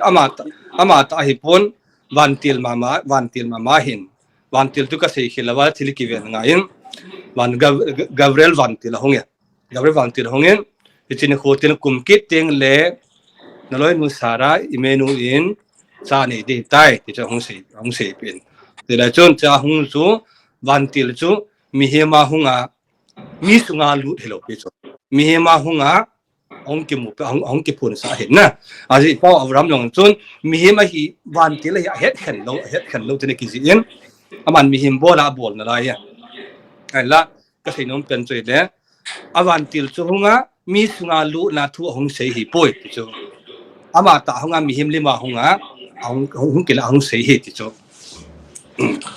ai chunan se le tua lord sodom le gomora khopi azong lord anom la ya na lord anom la ya sodom le gomora aki god masanga zong van til te ga chiol ham lord ina na le ga ti wa ai chi a khomi te ti dam a khomi pi te hin asu se no mo wa ain chan ge aga bulu na hi chi te ni ahung te chu hin pe ven tia ale cha van til te chun kod hin su zo se hi amina chor sa thi khan zo min na abana hi cho hin phada pi wa lot te ain kon wa azam do sa wa ti khana chu hi chang chu van ti hi mi hem ahung lu cho na mi hem mi sunga lu helovin ama ho chu mi hem mel pu ahung wa na van til thum hung china chu lot ko ma chi te le van til thum hi chu van til thum ya na amin chu se ta tin ai chu min ho ka ka se banga min ho he ithiam khana pathin phasa nalung nan gel theva bane mi si panan pom the te na chun thu ta cái kiểu điểm thế vậy na cho làm bằng bao giờ cái kinh nghiệm abanin mosi gam la hung ma chu van ti thana hung kilang kinin hi cha chun mi he ma hi tapon me ko nga hung kilang na le me ko nga hung kilang namun hi mun theng he hung ti ai chi to chun ta in te ka le ken jong bible hi ke bible ipiha anang ho ki la pastor to bang title ne ke pon hin la sepai ga ma kan na hin bible hi veli zanam khat chu kan sim chai ta na ita roughly he na khat hin na story ti ding ham a bible thu sim che dan hang pi khat to kan sei ho jong na abraham apa tera chun milim chu an hovin na ita chu thil ho ita ki he mil thawin na ho chun hi le detail ta deep study le adang commentaries ti ding ham na to in zona say miss nan tiam gebra tora adang dai ta na sim ho to no na sim thawin nei ti ja chu na ho chin he nau gil hin na he chi to kyo ko ma hung ki ho ka ti he chi gmfdi muna ga ki phonga gmfdi muna hung ki phona to lete san se pen choi pham ti le vangam kwata jong a hau pen te vangam kwata tam ta hung ki pe ti ven chi vangam kwata ham vangam kwata chu nang khat la au miong ti the chela sarmon au mi ka ti na pa chu apathin thu sei pa na zuya na ni na ai ala kwata ma na ni chu ai lai mong ta ho chudai amun chu ka ha po na se na mun na chu lai mun mong a ha chom bia pathin ni separate mama kwata pi ma chu le si ki bung bu tun no pon tin ala kwata za ti khat chu de chun pathin se pa ka zuya ka ni na ka bo la hala wang chun ka the ding pa ta kwata hin na e wa ta ji f ja na tiam lai ma wang chu a chum mong pathin kwata pe po tin pathin lai mo a chum mong ga heng pon tin a mo la mo ki thang tin se ti lang sung khat bang chu i ho wa ha jong le sung chu ching van ti lo min na ti sung ching van ti long chun na thum na de na ngai chat pa na pi the chu na ki thum na ta sa na ho wa ha le a khat ki na thing phung khat bang chu na ho jing an si ni la cha ga pi peng la chun a thing ching van ti le chun ni khat ti ho sa na pi de chu ti kêu ti kit loi pu pa ti ho chun mal tong na ho chu na mal to ran ting la view thong ki pe ji ya mal tong ho te di de ra ho ting wa ha hoi ta ho wa ha le in chiang lo chiang jing hoi so ada ha ting le ki sai gep kit jing ai chu kita banga chu mi khat le si da chu ano ma ki ho the ma ki bol the ai la pathena ku na wang chu a hi poi ti chu athil ho pa athil amu dung ri ya chu amu he ti chu ka sei ngam me chu vantil ti tiang la vantil ki ti chu pathen vantil ti na se hi lo na vantil ki lo tam ta ti na zo hin tin ai le cha chun vantil ho pi pho tun a ban dang khat ken kanata san lo na ma ti dang a pi de wa kanata san lo na pen khat chui le gal hung ki pa ding ko nin i pathen wa hat wal hi zin na he si e san te pathen ko bru te leng pa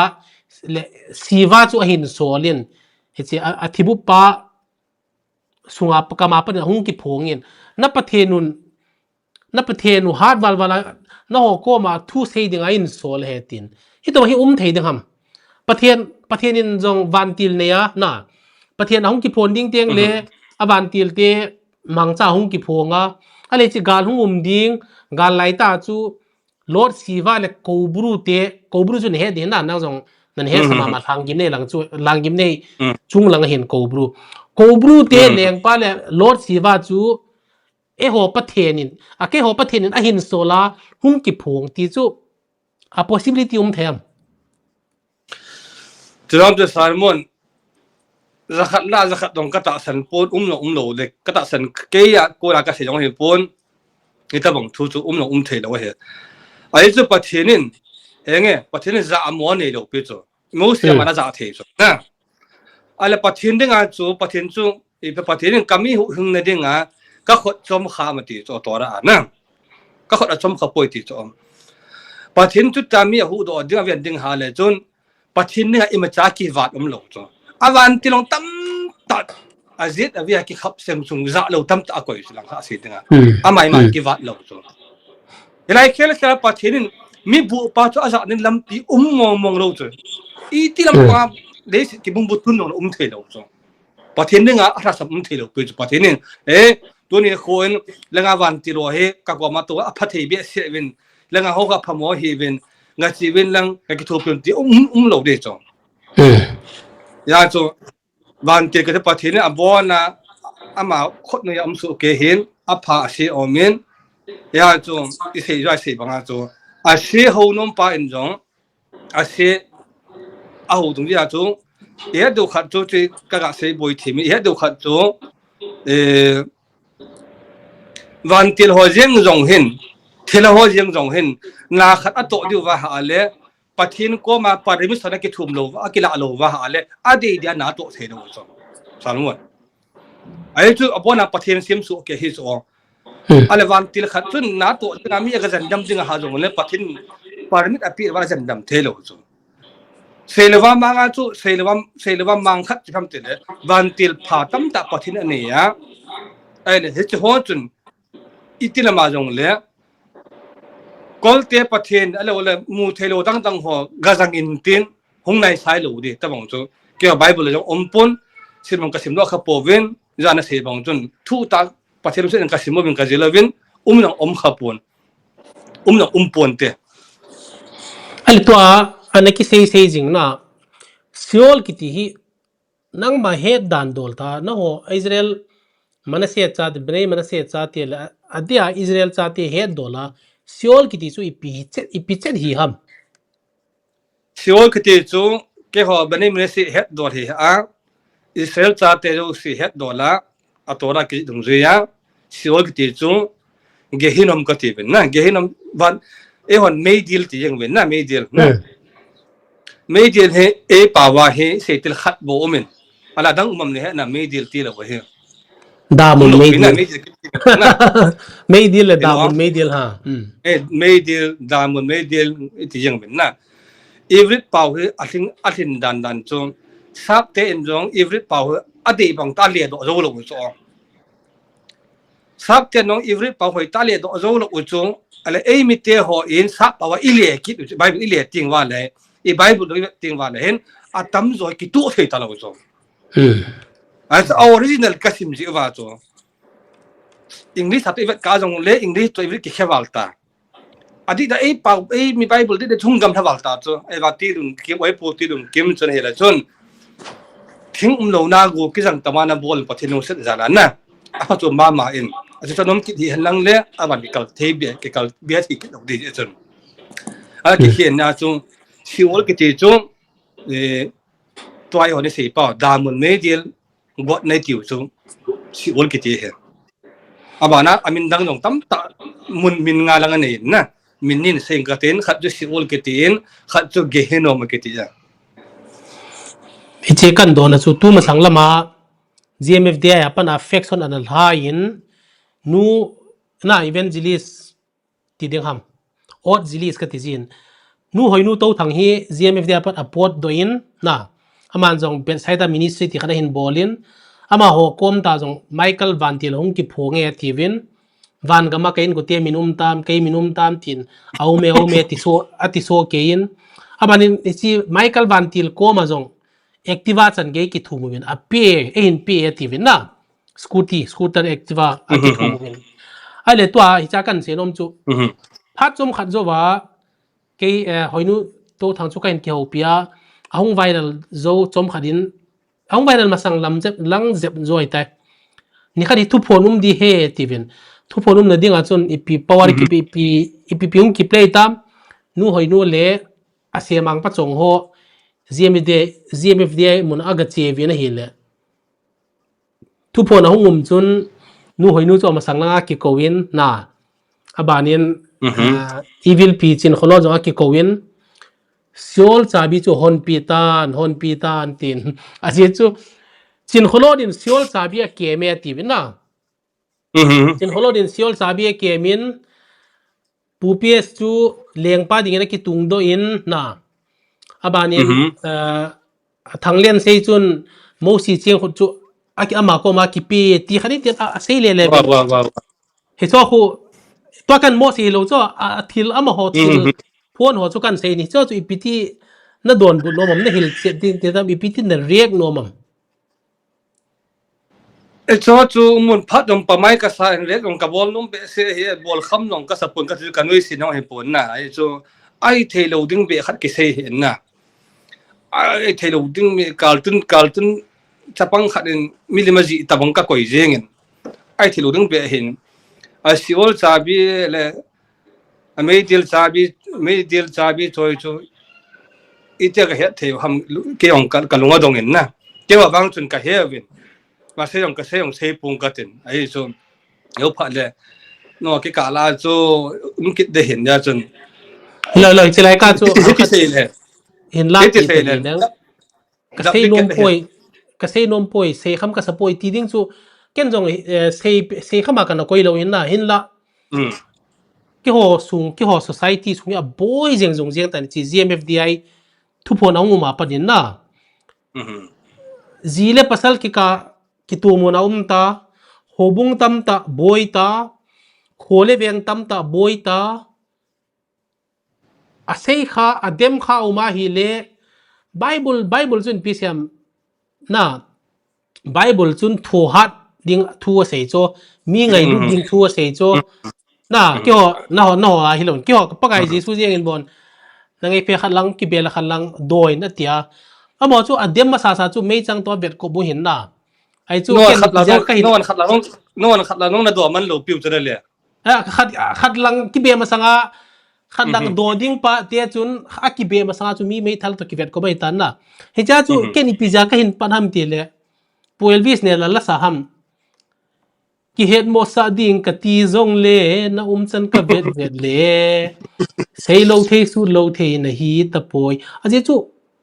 inam su bu na ki po na hin na hi chu gau thu di lo thil hi lo ki bola mun zo se ki su chawai ale masanga doi le kau se ti ho anom lo ham e ji chin kholot ti loi hung ki pana mun tin kam tin lam ka hopi kau sia dim jeng e ji kapun ma mai to kan don na chu thu ta khu het chen ngai na thu ta chu tu hin hindu te sa kho dol khan hin selang ama ho hin ma ganga ti vin na ganga lui hi am ho dinga tui lui theng pe ni hin ganga tu ya akisilwa hi le a chon se na zo se a sop thenge kitin ai le ke hi sepa ka hung retire na sanga class posting chu Dehradun hin Dehradun apana 30-40 kilometers each ya hi le Rishikesh mun amoda mun theng ma hindu ti adinga Rishikesh mun hi ganga hung ki patna abul lang hi na atui zonga thengin adamin ale rat yatra ti te oi pp ti te ole mun gam la ta pa hung lhayu wa Rishikesh le Haridwar apara ganga tui cho hung lao Bihar lang chan hoi la chan tuala koi khalawa a hin po hung jiu hin na gari along polo jemin a po hin na hi chikan sei lo na chu ganga tui theng as hi Bihar UP ti la hi de nen to kite jeng jung jeng ta na ganga tui veda ve thei ta lo hin la ganga tui theng chu Haridwar le Rishikesh a hung ki pan ai chi dung zu ya to ki hon bible ti le pathen thui ti le ebp pathen lang to ho thu lang to ki se ki sam kai zo se amun pi chu Israel hin na Israel muna na hivin ai ti ja chu na ho ko na branded thil ki cho to banga na second hand ki thingi lo branded thil ki cho to banga anang hon hin hil chenu win thu chen amuna na hivin na akot amun ahung ki panamun aum ni hivin hin sei chen le chun hilanga hon ata san diu thu chen het diu ahung ki thu chen hung ki het ta tieng chule hi GMF de hi thu di lo hi ki bol to ma hi so neu se da la kaw se business hi ti ya mi na hin het tieng le ki tu na le cham na nam sunga hum di ti se chu kan do hin na hi pya nang gel dan to a zo kan do pen chu ai chu salmon ama hon siol chabi a choi chu siol chabi chu ma hidam nai tamang siol chabi daman ka hapu na ke jong interest ma kha den interesting ma kha den ke o het dol chi pi dola chu hilawang chun hile cái nó mai Torah cái Bible hiện mai som say cái này na mai som là chun mai khát in saying cái tin cái đồ khát nên Israel hi ông cái sim do Israel ta ông cái câu mà sang hi ipo Abraham chu ama hi say dem convert anh cái bol mà sẽ bên hi na Yehudi hi ai na apa tera milim sim tua khet set pia ông cái convert hi ta siap an kita na am dan na ama chu mi him te la denga convert mà sẽ bên Yehudi at convert sẽ bên hi ja chu ama hin Itu si ol cabi bang tu ama khori umeti li hak kana sim do khain. Itu ni khoting la chun ko ila Israel cha te sei ngai lo. Giu sei ngai lo khat chu me dira ang lu ding ha jong le ipu Abraham chun ama ta ngelen no. Pathin ko ma pathin ke to ne kite ma chu nami na sa te yo si abo na chan bu kapi ding na ti lo ham na da chun u Abraham chun ama lam kai na ko na ama sei du tam an sim do ho ta chun hila me dira lu ding ho Yehudi ho Israel patin ta san ho lu di om kha jong le ama ho chu ipu Abraham lam kai na za la chu ge hino ma ge got mona ko na chu la adu na rai ding ti chu ka sim do ben na khut ki ding ha la chun ke dung ri ge hinom chabi ya ka se ta si ol chabi choi chu kam ti la chu pathin angan si chu i pau Abraham abo he ka ti chu koi ma khura ki ngam lo ale ps leng ding atun do vela ipiliang na ti ong aliang talo aliang ipiliang na ti ham amo in sum ke ka ding aliang atun na to khat hin tin aliang la at aliang ma sa pen pa chu leng saul kanei ta Saul aku dah matang bamban step mung chi leng slomo hotat ba na hung chi gam ta bara gam ta chuna oi lai chi set te la leng pathin hoya nam chu ma ka sim be ki hi lo ak sim be ta lo pia angai lu pela lung set pe ni sel cha te hi ya leng na la lung pi gam ta thiam gau thiam po dong pi gam ta imu se pi gam ta chana hoi lai ko na chu pu pi se chun hoya leng a ki la leng ka sang thi ki de ai đó là sẽ ba cho ông cái tụ thì khác được là chun mà hồn hồ paวันที่รู้ชนนำปีว่าจะหมอแค่การทูจีเลียงที่ตาบินเต็นไอ้วันเลยสินะขลุ่มไบเบิลขลุ่มโหลดึงโหลดึงที่เราวนหัวรู้สิจ้ะเดี๋ยวมีขัดถ้าตั้งกิจในที่จ้ะกระทำหลังตานานหาดอกน้มนานคุณทีมที่อาจ้ะเนี่ยขัดทางเปียกันเสียยังไงinjoanan se chin holot Israel la hung min thang ti da Israel la mi sa tia ta san jong anom khai na ti chu hoi chilai pen ta chet ta san idam ai lo le ana ho thu hil araf tia thu hil an het chet lo zeu idam ai lo le ai pi pen ta hu an lung lut pi idam gam thieng gam sing no mo jeng in zo a chin khulam ta san chi pi ta san am ta la a Christian faith na cho se yu hin na amo Christian sunga chu thei mong hi athani thei mong hi ti ta pom ai langa Israel te pathim da di poiti na se kulovin na ra ko se cho di poiti na se kulovin a Christian sunga dinga chu chin khulamin ana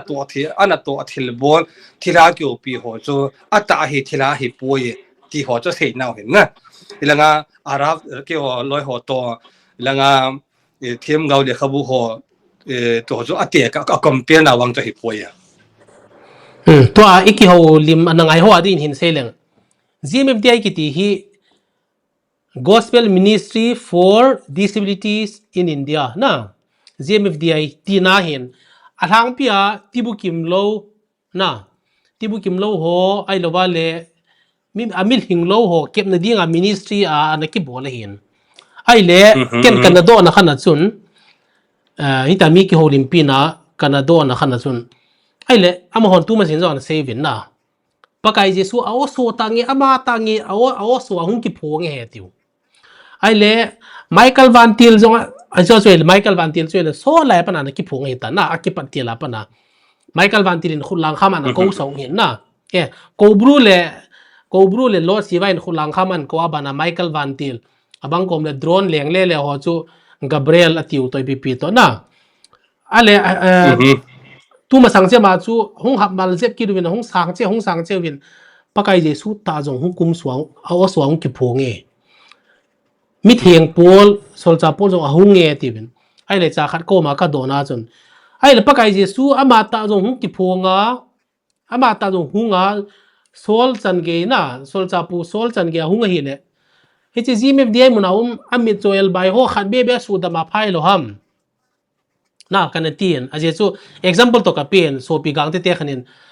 pakai gang te te jong millionaire lakpati crorepati kaum theiwe ti ve san dingin ke chu lakpati nei hi sain tia sei to ba khona hi tia chu gmf de mona chu pathian ong ki phong chu ata ta he tin din khat be be su dam nei thelom ka ti le kharin in don bunin na in don comment sai don buna chu sen hi to bang hi aum lo hi poi tu masangin jong pakai pathian ong ki phon chun mi cho khanin jong pakai nei su damin na ti le nang hi kalopi na dinga kasim na hi tin asudam nom poi mi choel bai ho sudam le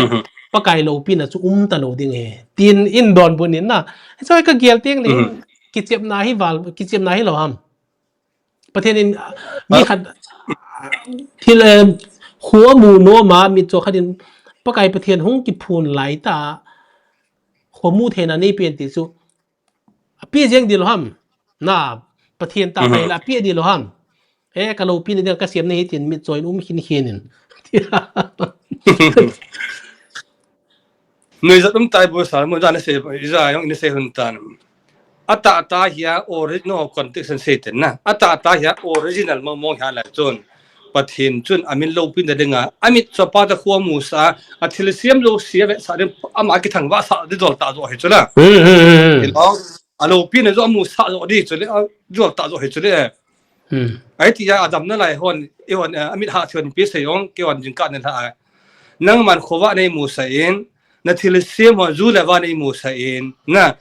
gan hing sa nei musa pathin chara na lo pi tam ki ti zo he ji pa mi chopa na pathin lo pi na pa zo a het amu thei ta lo zo ya zo original mong ha la chon pathin da asu dam de zo asu dam ma ki musa ke pon sa de zo a da ni ke da hi ya zo sim tu ya zo tho lo zo thei lo zo ya zo a fuk ma a ki le lang ta sei kit lo wa la chon pathin ka lo pi na ka se me tia chu ta se aza kit lo chon aza du ta lo chu na na mi za de pa yo se ne su be ko da lai pia mo los ba tu ta na tu masanga comment sa hong ki ji khat jong kana vein boy lai te en tu ta lo pu vung jigin balte mla pu vung jigin balte in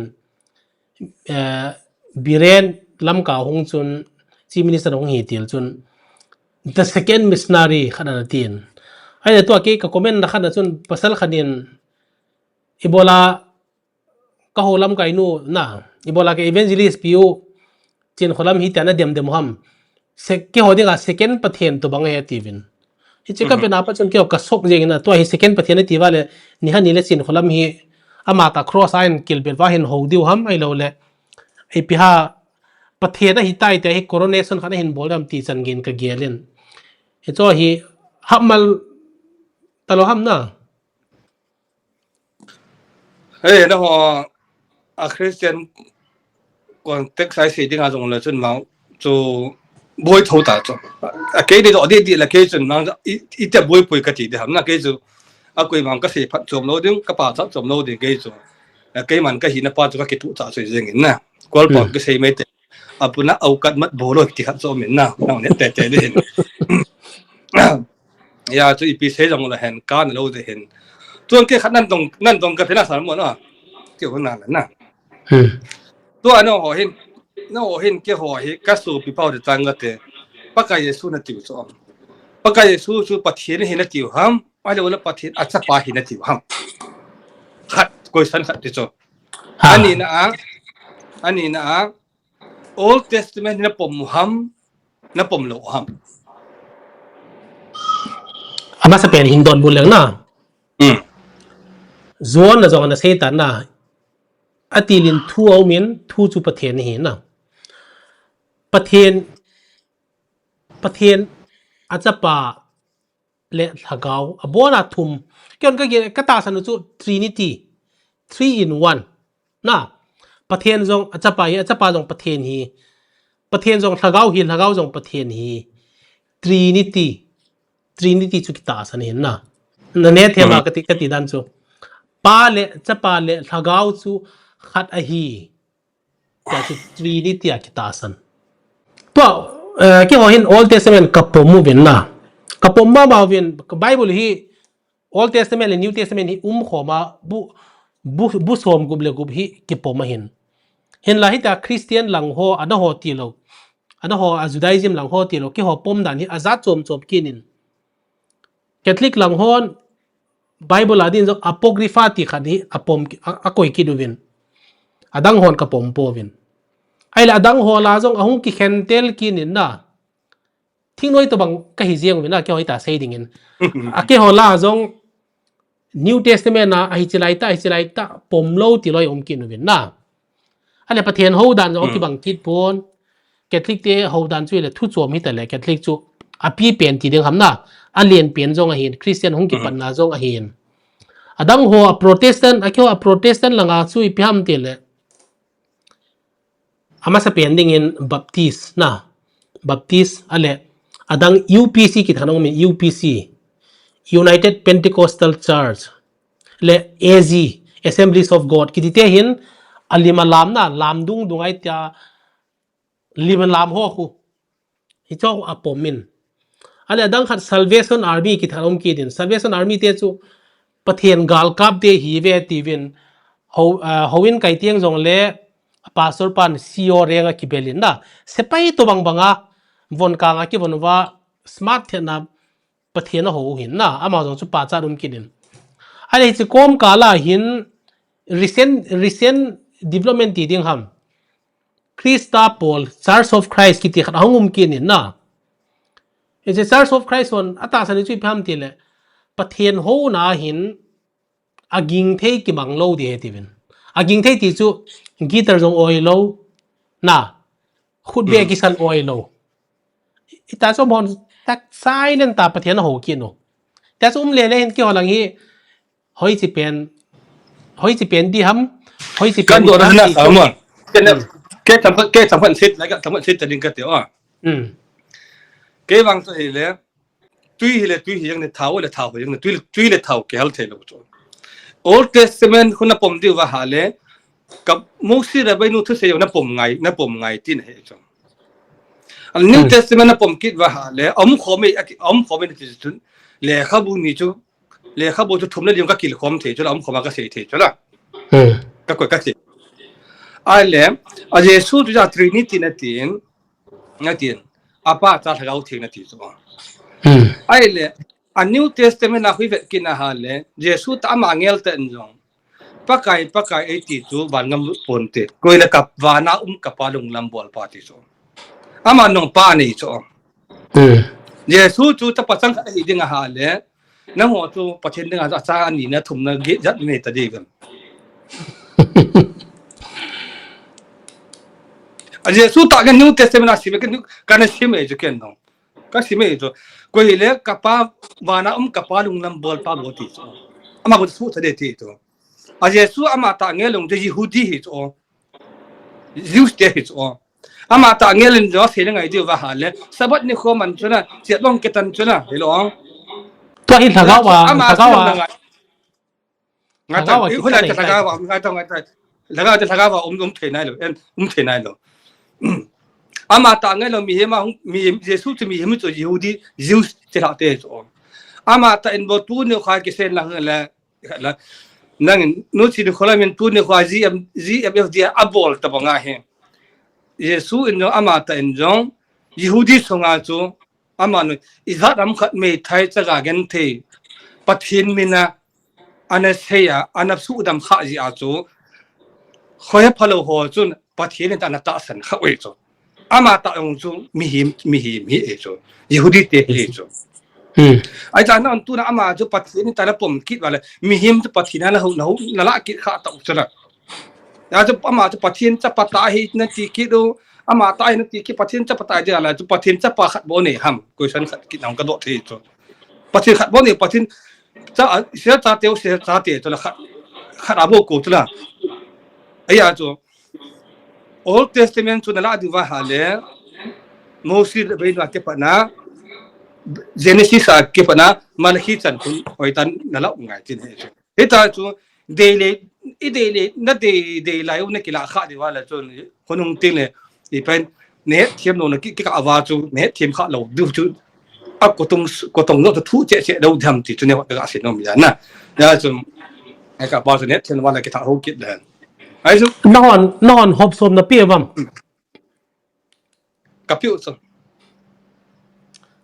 cái họ ta sản đạt hin cái họ nó cái pia vin na hin là cái họ là chi Church of Christ lang ho ti ding ham na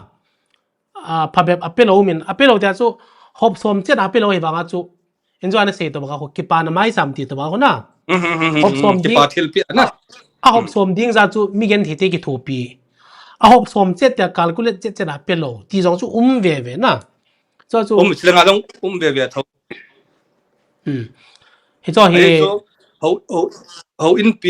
hậu in pi anh din lai à chu ko hen te to le vi te ho hiam ho hin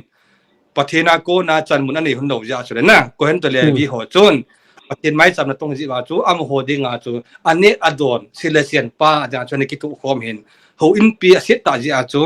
tu ni khwa he e pham akilom khat a chu ki peta ki pathil pi am khat ai la wa jong le atora mo mo ki ji pa a chi pi ho le ji ki ho ka hin na ai chu ho in pi hi jong le ahung ki ting le ka tu din ka tia chu ka pi ki kan ka pi tho tho chu te ka na ka jinu sang so ma sa na ha le sang ka la du na hoi na là piu na hoi na ka pi lo ka de ki ten lang hele to ra sim ho ma gen thi chaga na ai cái đầu del ala sam ho ka pi o receipt mà sắm lâu na cái là chú hộp xôm na pia receipt bom lâu lệ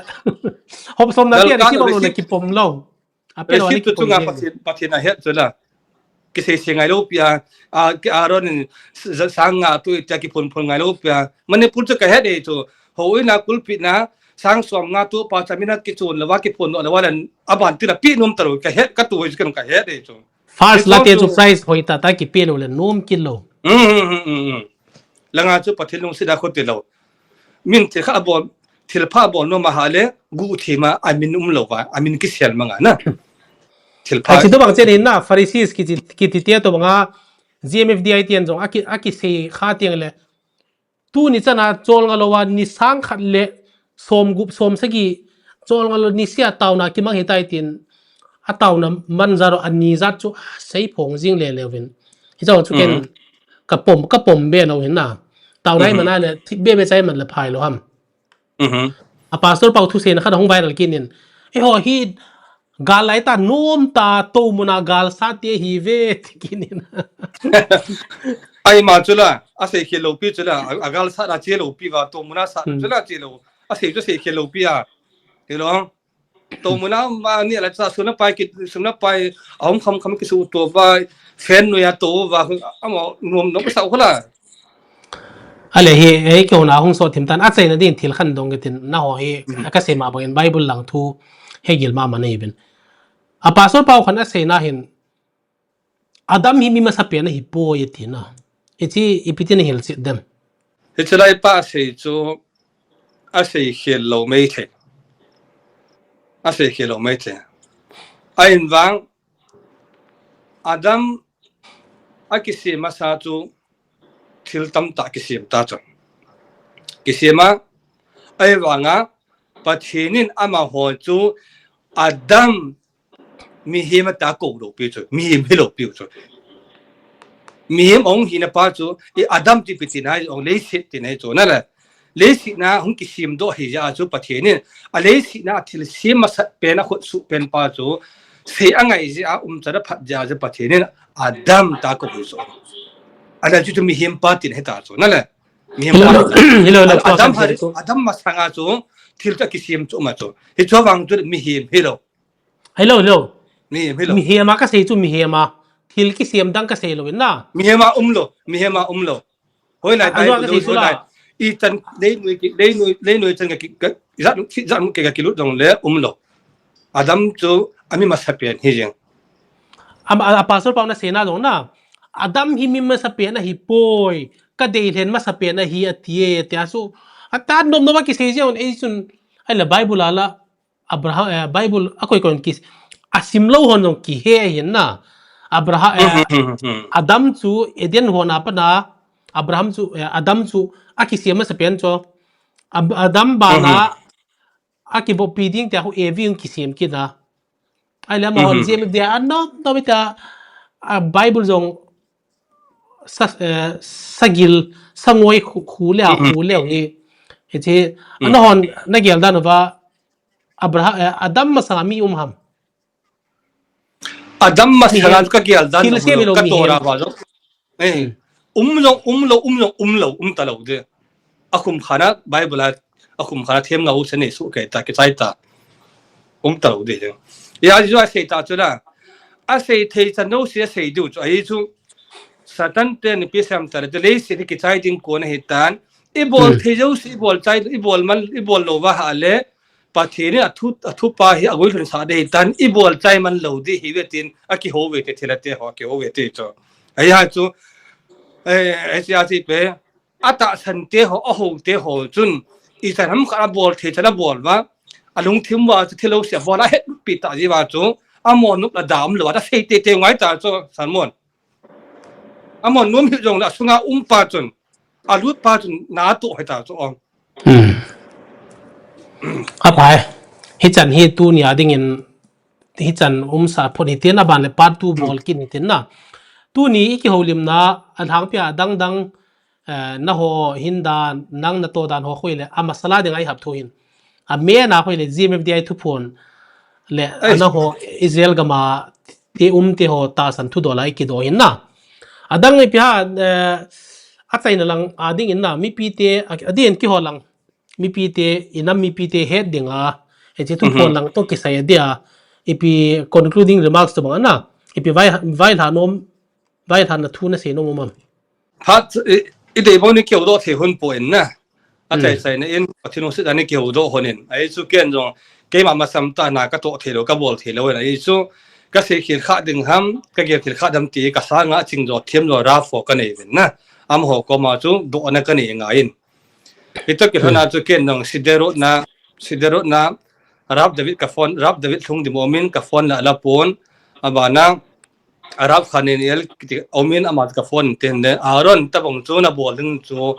thil phata hin na su pi man pula umzo si ho chu ai thi chana thagau lang hi han ta sa lang jong na til kho bin lang atam na thei pen na agam atam na thei pen nin to ama hon sa kho pa hi an ngai lu do wa agam thingan gel kho wa ong lu theina di vin ai thei chanin thagau lang thu ai ki ha sei bin lang ya hil vin ti chu ama hon e hom tho nai si hi vin na ke chu na hi le kan thing kan sei nom lo ya da phone nong nin bolang kala ji lo he ai chu ki bol khil khan de ki ven ji a chu le na ye chu hin to Arab pa nong phal na in pi ta ya chu ken to mi pi ko ma ka sei nom chu hi le ke nong ke hi ho bolo ka de hin ra Bible chu kan sim jin New Testament ho da tam zo bona kan sim chai to mong na ka vet na ha le New Testament ka simin Old Testament ka ve in ka le chun look na sei ho to Paul na sei ho to Matthew na sei ho to a bona ala ki kal del jin cha ki tu om ji pon ya ka ti ala chu Old Testament sab that all is good ki banga chu ipu musi rabenu an la tora Bible tu ti lawa a hindi poi ka tia kan ki gal da la chu sa kho kan na bola pathinu sit na la agam thing kan hun thei hi ya chun na ho long man pura am ho jong tu ne kha thil I tu ho jo siu jong he pathinin ko na mun chu chilanga chun gam la go in la lo ki sim cha an tina ko na hi pon pathinin nam wa mang na hi ven na wa mang na gam wa ko no hun ki le ta win ka sa ti ho ti a thil lo si an man cha he tan ya chu khep da tam ta de hin da hum na lai de hin chen thei ti win ya le kita banga lang khat la kisam ka hi jong le salmon to kong ke tu hona kita aman agam thing ho jong khol the an ne yang agam nong ngai nan ne ya ama youtube ho jong khan to na ma chal nan ne be the ya adang danga thagau la ngalong kitil kho jing teven pathirin phat sa hi han lang salmon youtube jong ma chal jing han lang ka sopi ken ka khen thei po in na hon sabat ti ne koi jong no ke ka khen thei po nei chu ham la pau khat ki bang hi win in ne le don kho mo win amma abo tu ni ha chu kwam khat pan hitinoi na sei ki win ju dai ji mo chu na hon minil na ding tora da sim be ti sei jong om me manipula kom lai chun aji chu isim lova izil lova ale iti is ips exam ki to thei da ki zo ki pass di ham na isim sang ji a chu I het na thu ji a chu patin tu ki khole in na chu het ne adon lai si a chu ikipan na chu mi jeng het ji ka sei ki no min na chu na ho nong ki ham bol win lang bible chu alang khat langa thina hin alang khat langa hin na hin na chu thina le hin he ji chun hin na lang panan ke hol do te dum pathin bu ta ho chu ga ase ne ka ke pa ya ki paumin pu raf aron chong loi jong Israel gam theng le khoi zu le bong noi lon na gamaum hi wangin tu ni thai piung ti ham ane duak ama langang kisu je pon ama na sei ta ma bangin ama holoi hi raf mi thenga ki pe mong phone jong choi lo ti hen hong ki menes le a mi pi te he dinga kho anjwa kolte ka sei to banga ganga lui dung vadung hong ki patna rishikesh le haridwal langa patna tui thengum ti to ek ke ho a koi tele christian pathian ta san ho dinga amun pi chu Israel gamma hin hai ti ja Israel gama patna holam kaya hi na to kin hona am ho pat first hand second hand ki thingle le talo am ho pat branded factory outlet da panin thil he o te tia chu hung ke win na ki pau men tu ni hung ki ho na pa na mi tam tain thu ta chu hin he diu ta sanumin ade in Israel lang te ki hil na le pathian thu ama kam cheng ta ana sei na thil na hin zilwa na hin nong ki hil na ho adia tora ti hovel adang ho na he cho pa na mi pi ten thil I chan ham khana izat ham khana tam ta na phat chom pi du ka ta sanin ki pau men tu ni khong khiolim naw so tan hi chan hi phot tan tin abanin thil hui nun dan hong ki vele len tin mi pi reaction ki vele len tin chi ban na chun part 2 part 3 jong ban phat chom na ding hi poleng gum the hi ti ka hen se to ki honin tu na ka khiolim naw hi chan hi tan tin muntina tu ni ref aron chong loi to khong khiolim naw anangai ho zo se na bonun sibai le mangpha ki pau mele ki pa me salmon na